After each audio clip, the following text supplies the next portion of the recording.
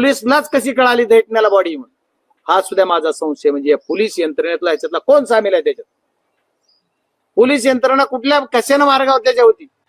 मग पोलीस यंत्रणेलाच कळालं. बरं पोलीस यंत्रणेला कळालं ते कळालं, पोलिसनी मग त्याच्यानंतर बॉडी तिथं टाकून गाडी पुढे गेली म्हणतात. मग त्या गाडीचा पाठलाग करायला इथले PI गेले असं म्हणतात. ठीक आहे गेले, पण ती जी बॉडी घेऊन येताना ही पोलीस स्टेशनला जी लोक बसले होते मस्साजोग चारगे इकडे तिकडे हुडकून सगळे 150 लोक होते, तर त्या लोकांना सांगितलं गेलं की आता इथं भेटला यांना. म्हणजे त्यावेळेस बॉडी बोलले नाही, पण बॉडी ज्यावेळेस गाडीत टाकली पोलीसच्या जिम्मेदारीने सांगतोय, बॉडी ज्यावेळेस गाडीत टाकली ती गाडी गेल्याच्या नंतर त्याचा मार्ग आहे दैठणा पाटीवरून परत पुन्हा तुम्हाला काप्रेवाडीच्या नंतर केवडच्या नंतर चिंचोली माळीहून केज, पण चिंचोली माळीच्या फाट्यावर आले, फाट्यावरून गाडी राईटला का वळवली? बॉडी गाडीत असताना गाडी राईटला का वळवली याचं उत्तर त्या गाडीत असणारे जे कर्मचारी आहेत, जे अधिकारी त्याने दिलं पाहिजे.